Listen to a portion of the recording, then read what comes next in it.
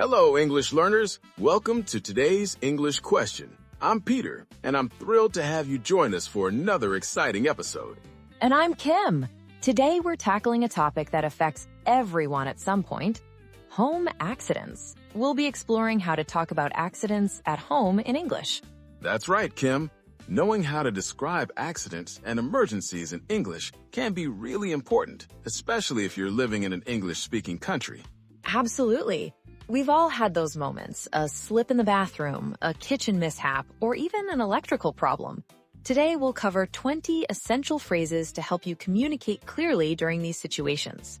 We'll be focusing on three main areas: kitchen accidents, bathroom slips and falls, and electrical accidents. Let's start with the kitchen, shall we? It's probably where most household accidents happen. Oh, I know all about kitchen accidents, Peter. Just last week, I was making pasta and oops, I spilled boiling water on my hand. Which brings us to our first expression, I scalded myself. That's a great first phrase. When you scald yourself, it means you've been burned by a hot liquid. For example, I scalded myself while making tea. Or, be careful not to scald yourself with that soup. Exactly. Another common kitchen accident involves cuts. Our second useful expression is, I cut myself while chopping vegetables. This is pretty straightforward, but it's important to be able to explain what happened.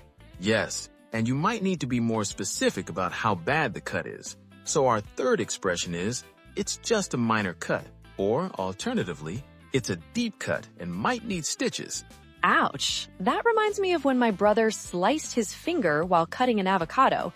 He told me, I sliced my finger open, which is our fourth expression. It implies a deeper, more serious cut. That sounds painful. Now for our fifth expression, I burned myself on the stove or oven.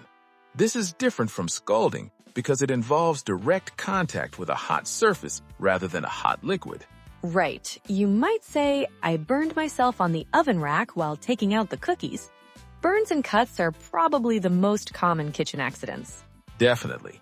Our sixth expression relates to another common mishap. I slipped on a wet floor. This could happen in the kitchen if something spills, but it's actually more common in bathrooms, which leads us to our next category.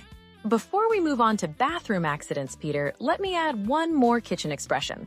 Number 7, I knocked over a pot or pan. This is when you accidentally hit a container and cause it to fall, often resulting in a big mess or even injuries. Great addition, Kim. Now let's talk about bathroom accidents.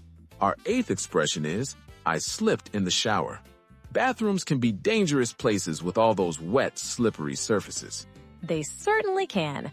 I remember one time I got out of the shower and whoops, I almost fell. Which brings us to expression number 9, I lost my footing. This means you temporarily lost your balance. That's a really useful phrase that can be applied to many situations. Our 10th expression is a bit more serious. I took a nasty fall. When we describe a fall as nasty, we're indicating that it was particularly bad or resulted in injury. And speaking of falls, Peter, if someone falls and hits their head, they might say expression 11, I hit my head on the sink, bathtub, or toilet. This is important to mention because head injuries can be serious. Absolutely, Kim. And if someone does hit their head, they might experience expression 12, I feel dizzy, or I'm feeling lightheaded. These are important symptoms to communicate after a fall. That's right. Now let's move on to our third category, electrical accidents. Our 13th expression is, I got an electric shock. This is what you say when you've experienced electricity passing through your body. Yes, like if you touch a faulty appliance or stick something into an outlet, which you should never do. Another important phrase, number 14, is there's a short circuit. This describes when electricity flows along an unintended path, often causing sparks or power outages. Expression 15 is one that might save lives. Unplug the appliance before trying to fix it. Always remember this safety rule when dealing with electrical problems.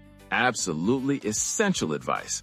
For our 16th expression, the fuse blew or the circuit breaker tripped. These both describe when the electrical safety mechanisms in your home activate to prevent damage from electrical surges. Good one, Peter. And if you see something more serious, you might need expression 17.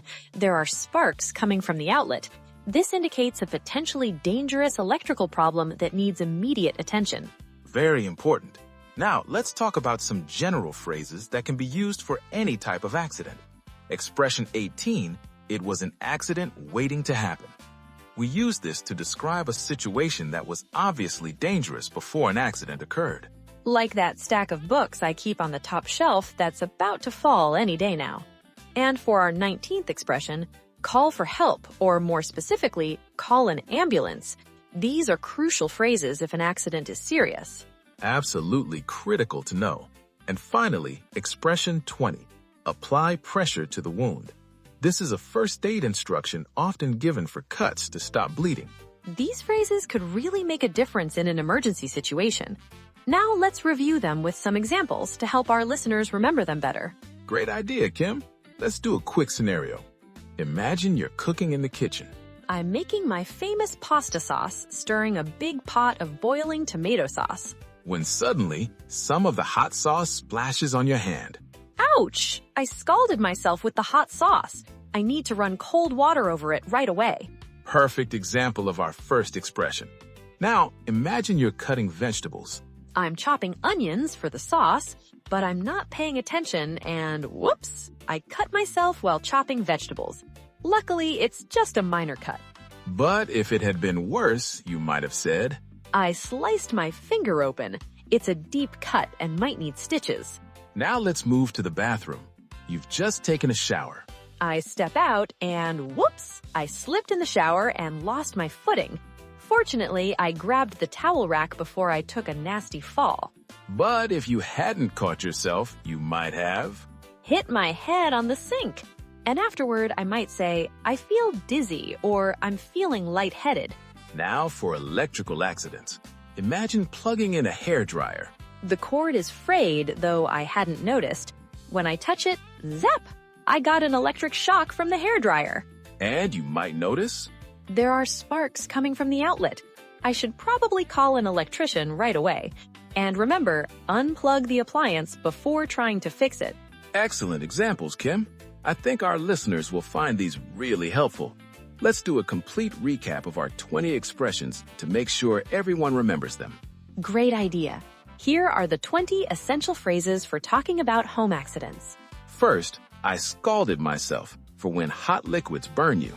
3. It's just a minor cut, or it's a deep cut and might need stitches, for describing the severity of cuts. 4. I sliced my finger open, for more serious cuts. 5. I burned myself on the stove or oven, for contact burns with hot surfaces. 6. I slipped on a wet floor, for describing loss of footing on slippery surfaces. 7. I knocked over a pot or pan, for when you accidentally cause something to fall. 8. I slipped in the shower, specifically for bathroom falls. 9. I lost my footing, for momentary loss of balance. 10. I took a nasty fall, for describing serious falls. 11. I hit my head on the sink, bathtub, or toilet, for describing head injuries. 12. I feel dizzy or I'm feeling lightheaded, for describing symptoms after a fall. 13. I got an electric shock, for when electricity passes through your body. 14. There's a short circuit, for describing electrical malfunctions. 15. Unplug the appliance before trying to fix it, an important safety instruction. 16. The fuse blew, or the circuit breaker tripped, for describing electrical safety mechanisms activating. 17. There are sparks coming from the outlet, for describing visible electrical problems. 18. It was an accident waiting to happen, for describing obviously dangerous situations. 20. Call for help, or call an ambulance, crucial phrases for emergencies. 21. Apply pressure to the wound, a first aid instruction for cuts. And that's our list. Remember, knowing these phrases could help you communicate clearly in emergency situations. We hope you never need to use them, but it's always better to be prepared. Absolutely. And as always, the best approach is prevention. Keep your home safe by fixing hazards before accidents happen. That's great advice, Kim. Well, we've come to the end of today's episode. We hope you found these expressions useful and that you'll practice them so they're fresh in your mind if you ever need them. Yes, maybe try using them in your own example sentences or practice with a friend. The more you use them, the more natural they'll feel when you need them. Thanks for joining us for today's English question. I'm Peter. And I'm Kim. Take care, stay safe, and we'll see you next time. Goodbye, everyone.